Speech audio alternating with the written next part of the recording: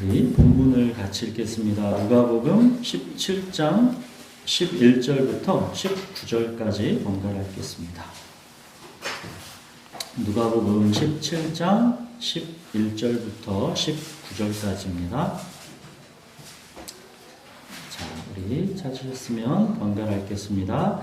예수께서 예루살렘으로 가실 때 사마리아와 갈릴리 사이로 지나가시다가 한 마을에 들어가시니 나병 환자 10명이 예수를 만나 멀리 서서 소리를 높여 이르되 예수 선생님이여 우리를 불쌍히 여기소서 하거늘 보시고 이르시되 가서 제사장들에게 너희 몸을 보이라 하셨더니 그들이 가다가 깨끗함을 받은지라. 그 중에 한 사람이 자기가 나은 것을 보고 큰 소리로 하나님께 영광을 돌리며 돌아와 예수의 발 아래에 엎드려 감사하니 그는 사마리아 사람이라. 예수께서 대답하여 이르시되 10사람이 다 깨끗함을 받지 아니하였느냐 그 9은 어디 있느냐 이 이방인 외에는 하나님께 영광을 돌리러 돌아온 자가 없느냐 하시고 그에게 이르시되 일어나 가라 네 믿음이 너를 구원하였느니라 하시더라. 오늘 본문은 나병 환자 10명이 깨끗함을 받은 이야기입니다. 우리는 예전에 이 누가복음 5장에서도 어느 나병 환자가 깨끗함을 받은 이야기를 같이 살펴본 적이 있죠. 그 시대에 나병은 죄에 대한 하나님의 처벌로 여겨졌습니다. 하나님께 버림받았다라는 절망, 모두들 자기를 더럽고 부정하다고 피해 다니고 어느 누구와도 함께할 수 없는 철저한 소외, 그것이 나병 환자의 인생이었습니다. 이 누가복음 5장의 나병 환자 이야기도 잠깐만 다시 보겠습니다. 우리 5장 12절 13절을 한번 보시겠어요? 5장 12절 13절 제가 읽겠습니다.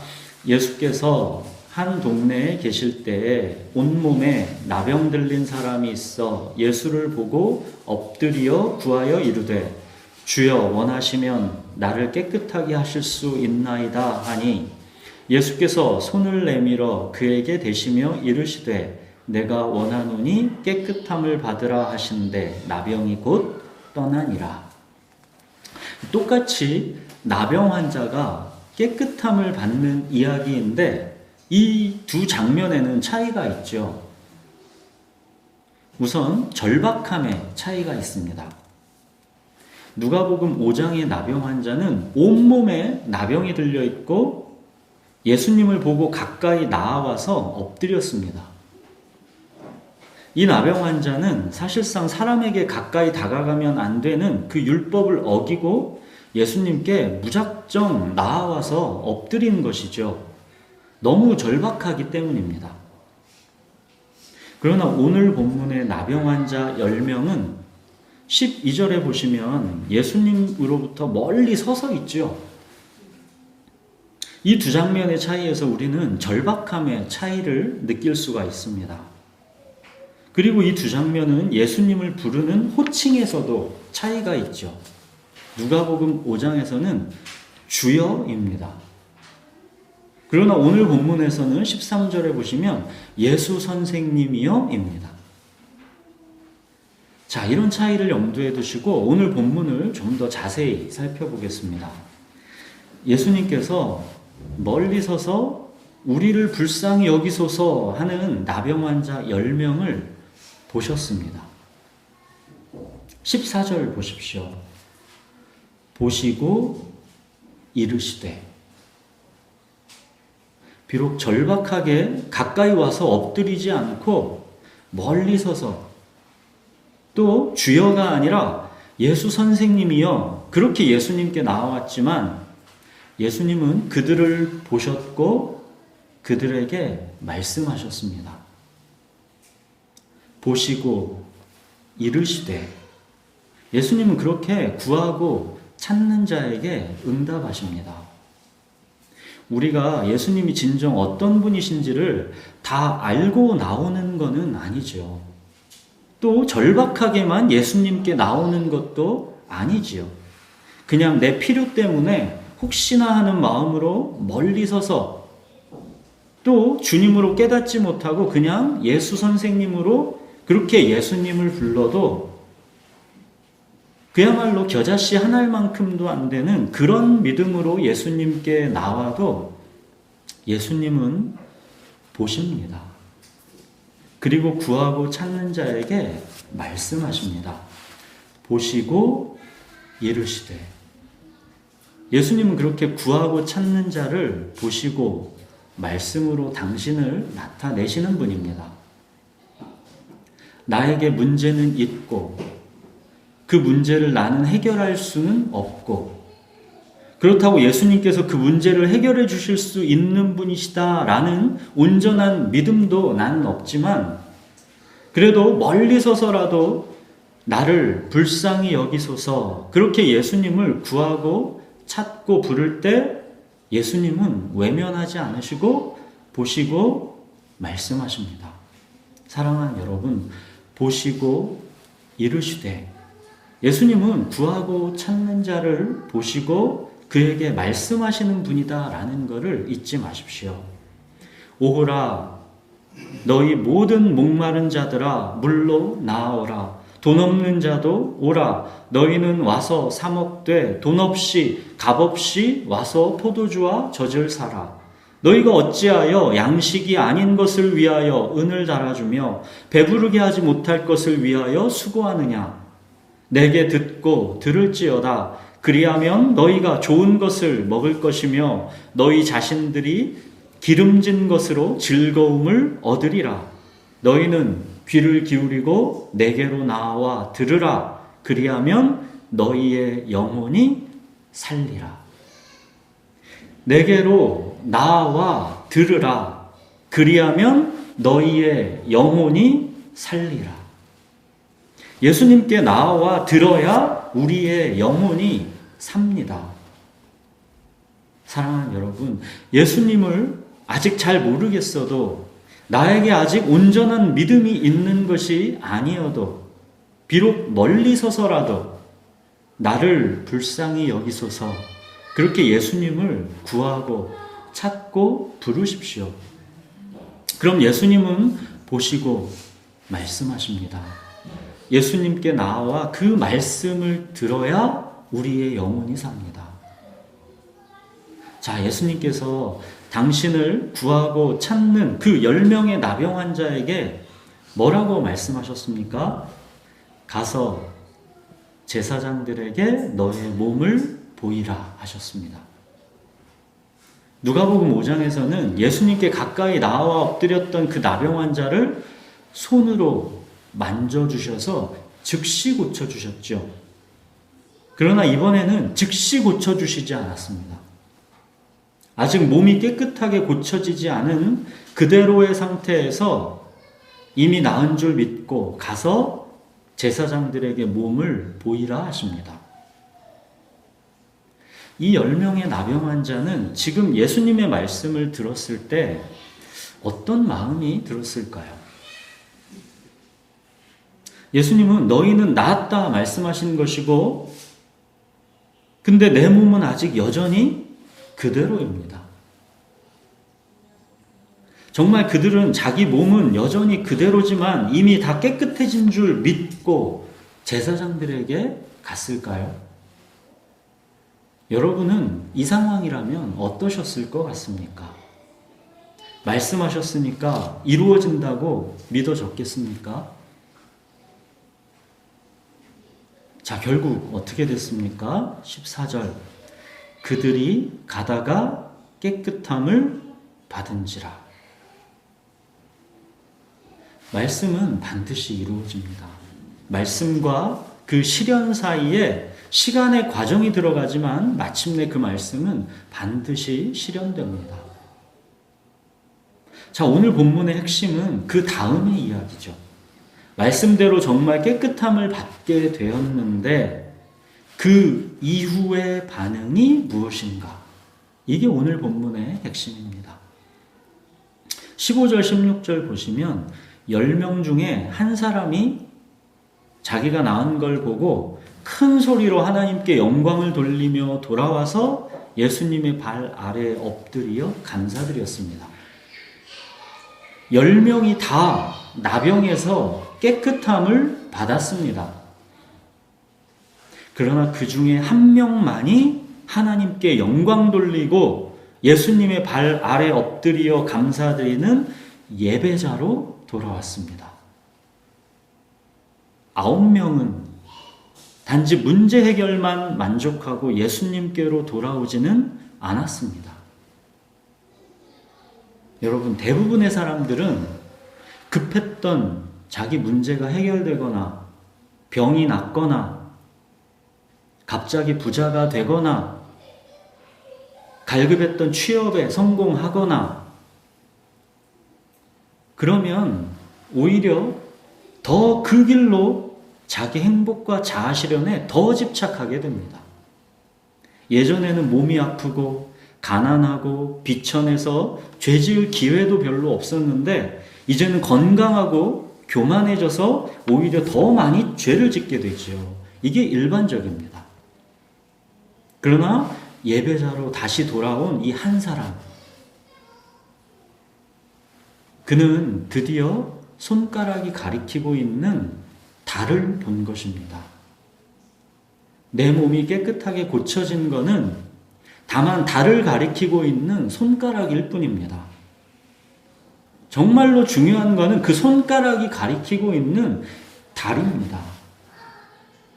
예수님은 다만 선한 선생님이 아니라 온 땅의 주인이신 주님이시구나. 이걸 보게 된 것입니다. 예수님은 다만 문제 해결사가 아니라 주님이시구나. 이걸 보게 된 것입니다. 오른쪽에 그물을 내리라 하신 대로 했더니 그물이 찢어질 만큼 고기가 잡혔을 때 베드로가 그때 알게 되지요. 주여, 나를 떠나소서, 나는 죄인이로소이다. 지금 물고기 많이 잡힌 게 중요한 게 아닙니다. 저분은 하나님께서 약속하신 메시아 그리스도 주님이신 것입니다. 다시 돌아온 이 한 사람도 지금 나병 고쳐진 게 너무 감사하지만 정말 더 중요한 것은 자기가 지금 주님을 보았다는 것입니다. 그가 누구이기에 바람과 물을 명함에 순종하는가? 예수님이 다만 선한 선생님이 아니라 주님이시다라는 것이죠. 이 둘 사이에 분명하게 눈이 뜨인 것입니다. 여러분, 예배자로 돌아온 이 한 사람, 그가 그동안 얼마나 자기 인생을 괴로워하며 자기 운명을 원망했겠습니까? 근데 그가 전능하신 주님을 보게 된 것입니다. 단지 지금 자기가 깨끗함 받은 게 끝이 아니라 이제 자기 인생이 주마등처럼 스쳐가면서 자기 인생이 다시 해석되어진 것입니다. 나병이라는 이 절망과 고통이 나를 주님께로 인도했구나. 나는 하나님께 버림받았고 그래서 원망하면서 그렇게 살아왔는데 주의 선하심과 인자하심이 평생 동안 나를 버린 게 아니라 나를 추적하고 있었구나. 내 인생은 원래부터가 주님의 손 안에 있었구나. 모든 일을 그의 뜻의 결정대로 일하시는 하나님의 주권적인 택하심과 부르심, 그 주님께서 나의 목자가 되시기 위해 나를 찾아오셨다라는 것을 알게 된 것입니다. 사랑하는 여러분, 저와 여러분이 주님을 어떻게 만나게 되었습니까? 한번 잘 생각해 보십시오. 여러분이 주님을 어떻게 만나게 되었습니까? 우리의 가난, 슬픔, 질병, 외로움, 컴플렉스, 열등감, 삶에 대한 불안과 두려움, 삶의 무의미와 허무함, 막연하고 끝모를 어둠과 죄책감, 그렇게 수고하고 무거운 짐을 지고 목자 잃은 양처럼 기진하고 고생하고 있을 때 바로 이 삶의 파도, 거센 풍랑을 넘어서 주님께서 우리를 찾아오신 것 아니었습니까? 가난한 자, 애통한 자가 복이 있고 죄가 더한 곳에 은혜가 더욱 넘치는 법입니다. 그래서 예수님은 건강한 자에게는 의사가 쓸데없고 병든 자에게라야 쓸데있다 하신 것이고, 나는 의인을 부르러 온 것이 아니고 죄인을 불러 회개시키러 왔노라 하신 것입니다. 나병을 치유받고 예수님께로 다시 돌아온 이 사람은 예수님이 다만 문제 해결사가 아니라 그리스도 주님이신 것을 이제 알아본 것이고, 그 주님께서 나를 찾아오신 것임을 알게 된 것입니다. 여러분, 깨끗함을 받은 10명의 나병 환자 중 다시 돌아와 엎드려 영광을 돌리며 감사드린 사람, 예배자로 돌아온 사람은 한 사람뿐이었습니다. 왜 똑같은 예수님의 기적과 권능을 보고도 누군가는 그가 누구이기에 하면서 깜짝 놀라며 예배자로 다시 돌아오는 사람이 있고, 또 대부분의 사람들은 그냥 문제 해결에 만족하고 더 이상 예수님을 찾지 않는 것일까요? 여러분은 어떠셨을 것 같습니까? 하나님 나라가 가까웠으니 회개하고 복음을 믿으라. 여러분, 깨끗함을 받고 한 사람이 예수님께로 돌아온 것, 이것이 바로 회개입니다.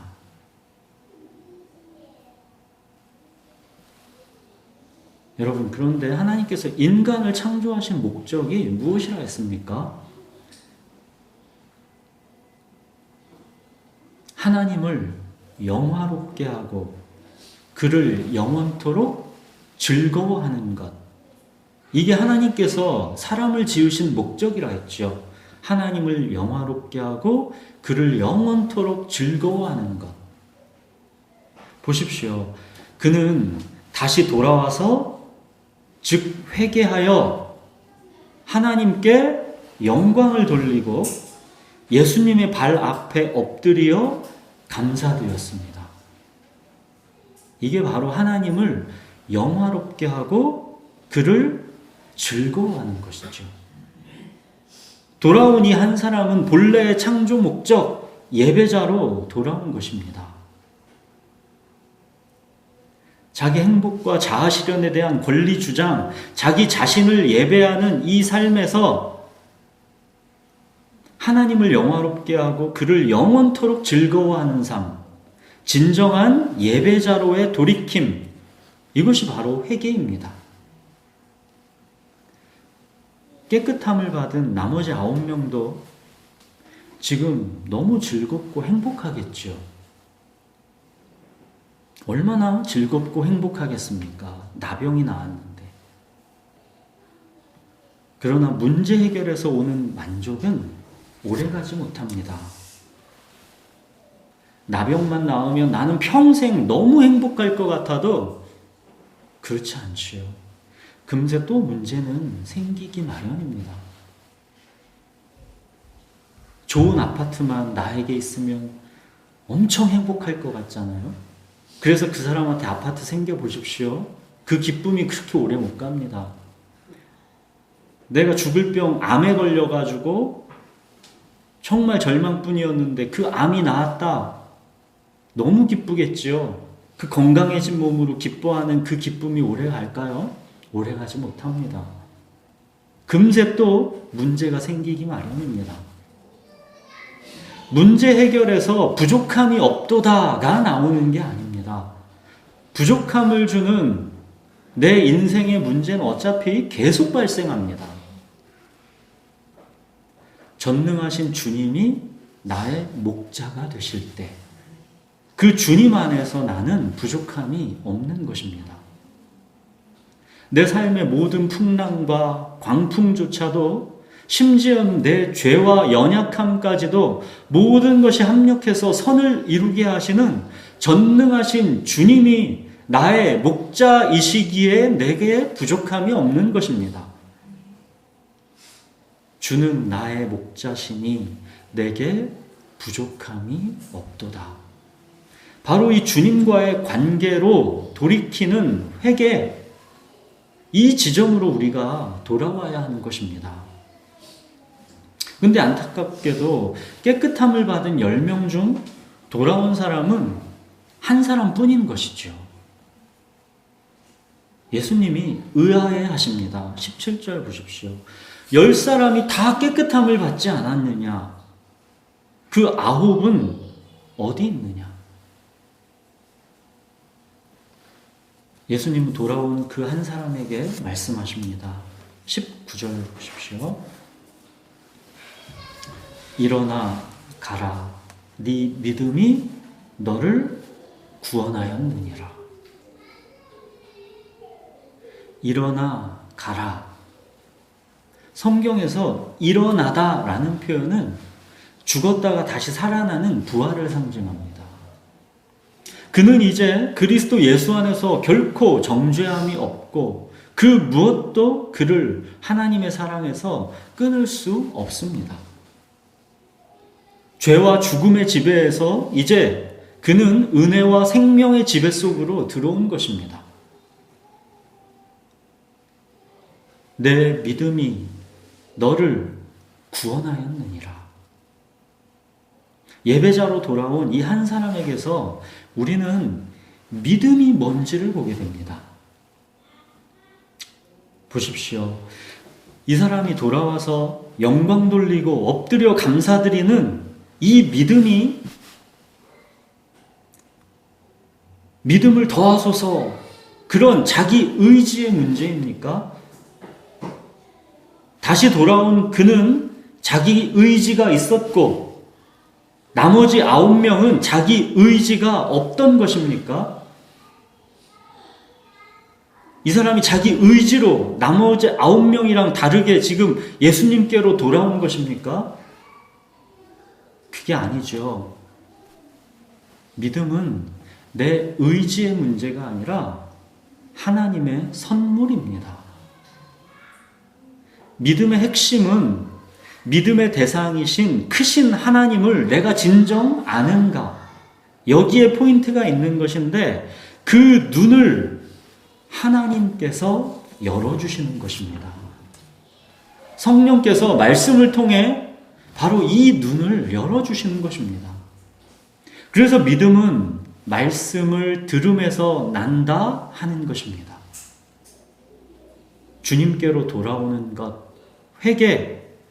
회개가 바로 내가 하나님께 믿음을 선물로 받았다라는 증거인 것입니다. 자, 이제 모든 일을 그의 뜻의 결정대로 일하시는 하나님의 주권적인 택하심과 부르심을 알게 된 이 사람, 주님께서 이제 나의 목자가 되셔서 모든 걸 합력해서 선을 이루도록 나의 평생을 선하심과 인자하심으로 이끄신다라는 것을 알게 된 이 사람, 그는 이제 앞으로 어떻게 살아갈 것 같습니까? 여러분, 돌아온 이 한 사람, 이 사람은 이제 앞으로 어떻게 살아갈 것 같습니까? 이 돌아온 한 사람은 이제부터는 자기 행복과 자아실현에 대한 권리주장이 아니라 하나님을 영화롭게 하고 영원토록 하나님을 즐거워하는 자로 살아가는 것입니다. 나의 행복과 자아실현을 예배하는 자가 아니라 내 육체와 마음의 편안함을 예배하는 자가 아니라 주님을 예배하는 자로 살아가는 것입니다. 여러분, 이게 바로 예수님께서 말씀하시는 구원입니다. 구원은 본래 창조 목적으로의 회복입니다.